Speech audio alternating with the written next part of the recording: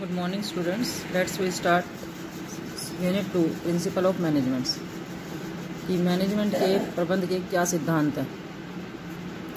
इस चैप्टर के अंदर हम दो कॉन्सेप्ट क्लियर करेंगे। एक तो प्रिंसिपल ऑफ मैनेजमेंट के प्रबंध के क्या सिद्धांत हैं, उसकी डेफिनेशन क्या है, उसकी सिग्निफिकेंस क्या है। सेकंड हम क्लियर करेंगे कि साइंटिफिक मैनेजमेंट क्या होता है, वैज्ञानिक प्रबंध क्या होता है, उसके अंदर क्या प्रिंसिपल है, किसने प्रिंसिपल दिए, उनकी क्या क्या टेक्निक्स है, इसके अंदर कवर करेंगे। तो इसके अंदर हमारे लर्निंग ऑब्जेक्ट्स में क्या क्या रहेगा। सबसे पहला टॉपिक हमारा था प्रिंसिपल ऑफ मैनेजमेंट।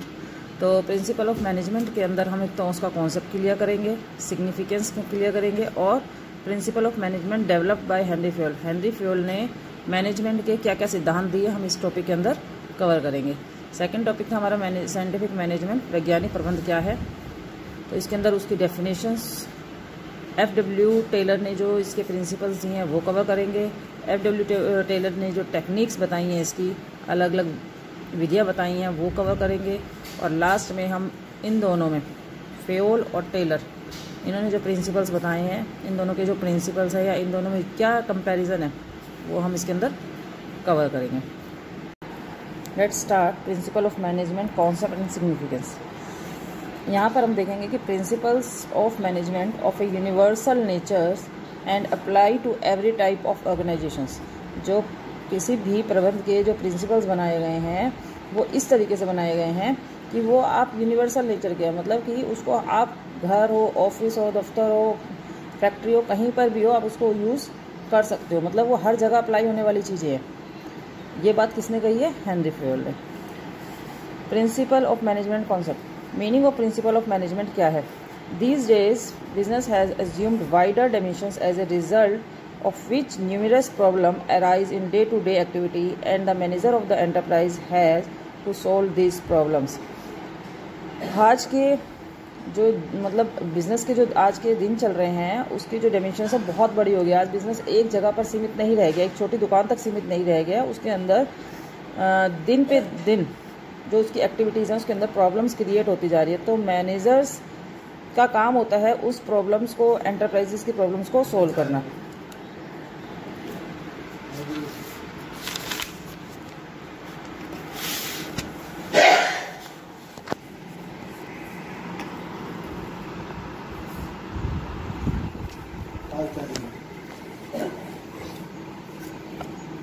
ये बोलना मत पूछो। A manager needs guideline to grapple with the problems and run the organization efficiently. जो मैनेजर्स है वो कुछ गाइडलाइंस के आधार पर उस प्रॉब्लम को सोल्व करता है, जिससे हमारी जो ऑर्गेनाइजेशन है एफिशिएंटली काम करती है, बिना किसी रुकावट के चलती रहती है। The principle of management guide the managers. जो प्रिंसिपल ऑफ मैनेजमेंट बनाए गए हैं, कुछ सिद्धांत बनाए गए हैं, उससे मैनेजर्स को गाइड मिलती है, उससे मैनेजर्स को काम करने में सुविधा होती है। Before entering into detail discussion about the management, it is necessary to know the meaning of principal.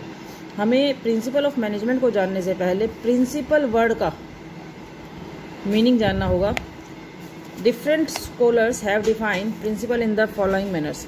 सबसे पहले हम पढ़ लेते हैं according to G.R. Terry, principle is a fundamental statement और a truth providing a guide through और a actions. आपके काम को करने के लिए एक प्रिंसिपल क्या होती है? एक स्टेटमेंट है, एक ट्रूथ है कि आपको वो काम उसी तरीके से करना है। आपको वो जो एक गाइड दी गई है वो उस तरीके से आपको उस काम को करना है।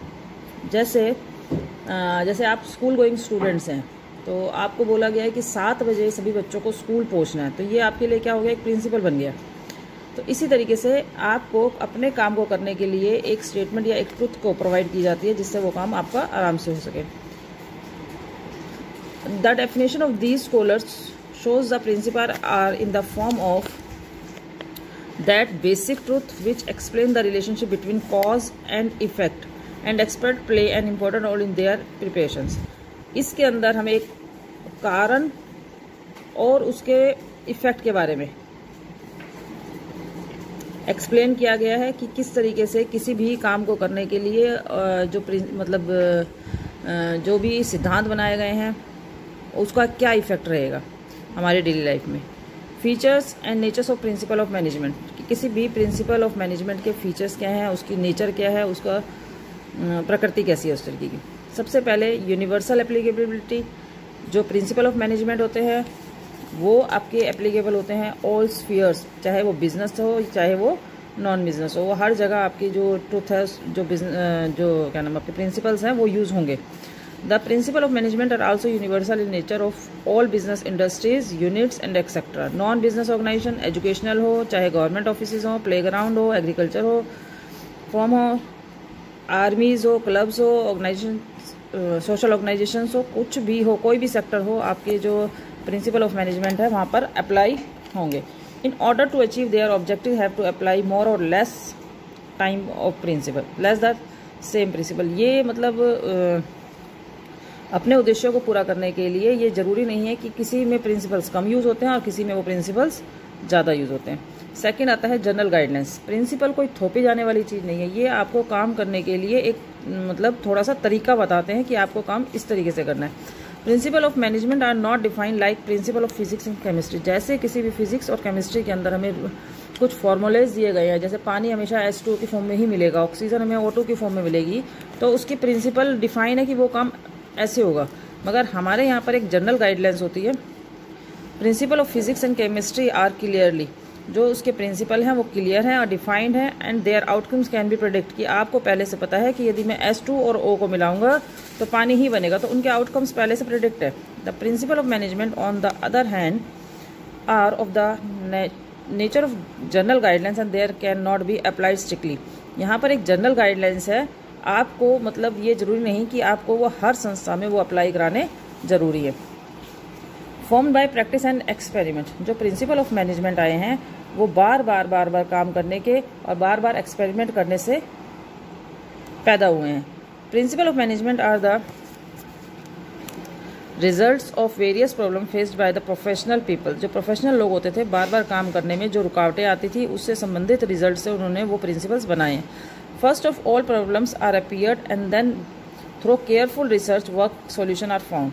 पहले बार बार उनके पास प्रॉब्लम्स आई, फिर उन्होंने केयरफुल उसके ऊपर रिसर्च किया और देन पाया कि हम इस काम को इस तरीके से कर सकते हैं। Thus we recognise the solution found with the help of practice and experience of principle of management. जैसे हम ये कहते हैं कि किसी भी फैक्ट्री में काम करने के लिए 8 घंटे निर्धारित किए गए हैं कि एक वर्कर को 8 घंटे काम करना है। अब एक वर्कर 7 बजे आ रहा है, एक वर्कर 9 बजे आ रहा है, एक वर्कर 10 बजे आ रहा है, तो इससे चाहे वो 8 घंटे लगा के जा रहा है मगर इससे काम करने के जो तरीके में है वो बहुत प्रॉब्लम क्रिएट करेगा। तो एक हमने देखा कि बार बार प्रॉब्लम क्रिएट हो रही है, तो इसके लिए हमने टाइम लिमिट बना दी कि सभी ने 9 बजे आना है। तो ये हमारा क्या हो गया कि बार बार जो प्रॉब्लम्स थी वो क्रिएट हुई, तो उसकी हेल्प से मतलब उसके बार बार रिसर्च करने से पाया कि हमें कुछ प्रिंसिपल्स मिले। Flexibility. The principle of management as they exist today are not in the form of final truth. ये प्रिंसिपल्स जो बनाए गए हैं ये ज़रूरी नहीं है कि भाई ये हमारे फाइनल हैं, हम इसके अंदर पॉलिटिकल, इकोनॉमिकली या सोशली हमें यदि कोई किसी भी स्थान के आधार पर इनमें चेंजेस आते हैं। Old principle are altered and new principle are propounds. जो पुराने प्रिंसिपल्स हैं वो ऑल्टर होकर नए प्रिंसिपल्स बनते रहते हैं। Therefore principle of management are dynamic in natures and can not be called stagnant and fixed. ये डायनेमिक नेचर के हैं, जैसे जैसे प्रकृति में चेंजेस आते हैं वैसे वैसे इनमें चेंजेस आते हैं। जैसे गर्मियों में स्कूल में बच्चों का टाइम 7 बजे है, तो सर्दियों में जब हमें लगता है कि मौसम ख़राब है, ठंड का टाइम है, तो हम स्कूल में चेंजेस करते हैं। तो इस तरीके से फ्लेक्सिबिलिटी रहती है। ये कोई ये नहीं है कि हमने एक बार 7 बजे फिक्स कर दिया तो 7 बजे ही टाइम रहेगा, या 8 बजे फिक्स कर दिया तो हमारा 8 बजे ही टाइम रहेगा। Mainly behaviour. The principle of management directly concerned with the human behaviour. जो प्रिंसिपल ऑफ मैनेजमेंट्स है वो हमारे ह्यूमन बिहेवियर के ऊपर डायरेक्टली हमारे ह्यूमन बिहेवियर से डायरेक्टली रिलेशनशिप होती है। They ensure a better relationship about the man power working at the organisation level. They are established relationship between human and material resources according the organisation purpose.